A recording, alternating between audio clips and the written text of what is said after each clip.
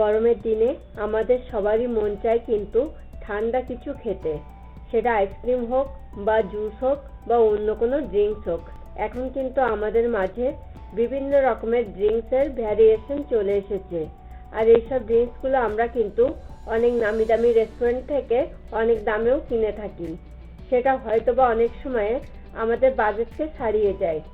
আজকে আমি আপনাদের সঙ্গে শেয়ার করব সেই রকমই একটা ড্রিঙ্কসের রেসিপি, আর সেটা হলো ওয়াটারমেলন মজিতো।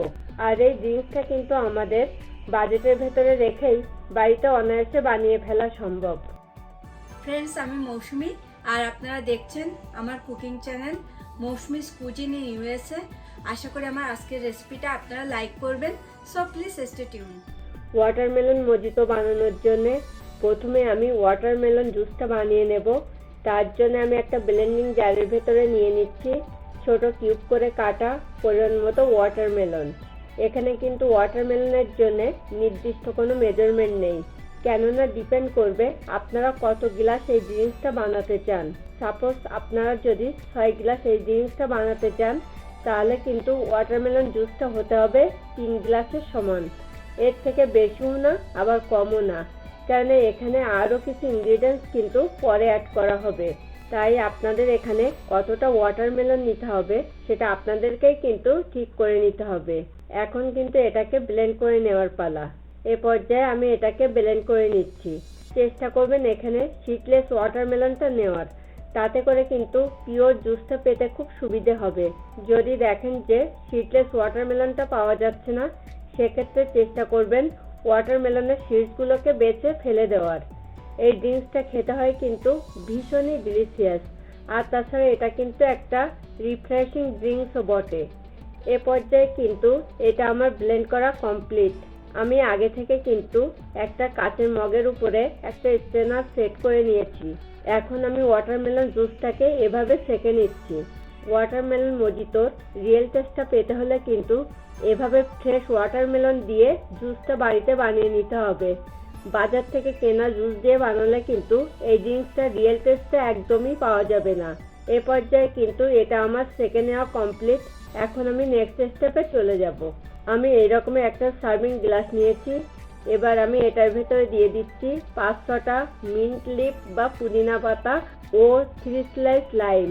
এরপরে আমি একটা মটার দিয়ে এভাবে এগুলোকে একটু থেতো করে নিচ্ছি, যাতে এগুলো নির্যাসটা কিছুটা বাইরে চলে আসে। ইউজুয়ালি কিন্তু বড় বড় রেস্টুরেন্টগুলোতে এই ড্রিঙ্কসটা এভাবেই বানানো হয়। আর এখানে আমি যতগুলো ইনগ্রিডিয়েন্টস ইউজ করছি বা করব, সবগুলোই কিন্তু এই ড্রিঙ্কসটা বানানোর জন্য একেবারেই কোর ইনগ্রিডিয়েন্টস। এরপরে আমি নেক্সট স্টেপে চলে যাব। এখন আমি এখানে অ্যাড করছি পরিমাণ মতো ওয়াটারমেলন জুস। আমি কিন্তু গ্লাসটার কিছুটা অংশ খালি থাকবে এমনভাবে ওয়াটারমেলন জুসটা নিচ্ছি। ইউজুয়ালি কিন্তু ওয়াটারমেলন জুসটা নিতে হয় যে সার্ভিং গ্লাস নেবেন তার হাফ পর্যন্ত। এরপরে আমি এখানে অ্যাড করছি পরিমাণ মতো আইস কিউব। আপনারা যেমন ড্রিঙ্কসটা ঠান্ডা খেতে পছন্দ করবেন, সেই বুঝে কিন্তু আইসটাকে একটু কম বেশি করে নিতে পারেন। এরপরে আমি এখানে 1 টিস্পুন হানি বা মধু অ্যাড করে খুব ভালো করে এটার সঙ্গে মিশিয়ে নিচ্ছি। আমি ড্রিঙ্কসটা একটু হেলদি রাখার জন্য হানি অ্যাড করলাম। আপনারা কিন্তু চাইলে এখানে সেম অ্যামাউন্টের পাউডার সুগারও অ্যাড করতে পারেন। আমার আজকের এই রেসিপিটা আপনাদের কেমন লাগলো সেটা কিন্তু আমাকে কমেন্ট করে জানাবেন, আর ভালো লাগলে কিন্তু প্লিজ ভিডিওটাতে একটা লাইক করবেন। এরপরে আমি এখানে অ্যাড করছি 3 টেবিল স্পুন মতো ছোট কিউব করে কাটা ওয়াটারমেলন। আবারও আমি সব কিছুকে খুব ভালো করে এটার সঙ্গে মিশিয়ে নিচ্ছি। এ পর্যায়ে কিন্তু এটা আমার মেশানো কমপ্লিট। সবশেষে আমি গ্লাসের ফাঁকা অংশটা স্প্রাইট দিয়ে ভরে নিচ্ছি। আপনারা কিন্তু চাইলে স্প্রাইটের পরিবর্তে এখানে 7 আপও অ্যাড করতে পারেন, তবে এখানে কিন্তু কোনো প্রকার কালারিং সোডা অ্যাড করা যাবে না, তাহলে কিন্তু ড্রিঙ্কসটা রিয়েল টেস্টটা নষ্ট হয়ে যাবে। এবার কিন্তু ড্রিঙ্কসটাকে আমার গার্নিশিং করে নেওয়ার পালা। দেখতে থাকুন আমি ড্রিঙ্কসটা কিভাবে গার্নিশিং করে নিচ্ছি।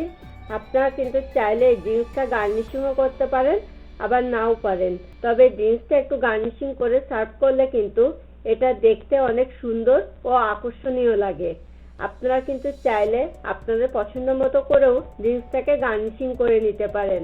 আমার ড্রিঙ্কসটা কিন্তু এখন পরিবেশনের জন্য একদম রেডি টু গো।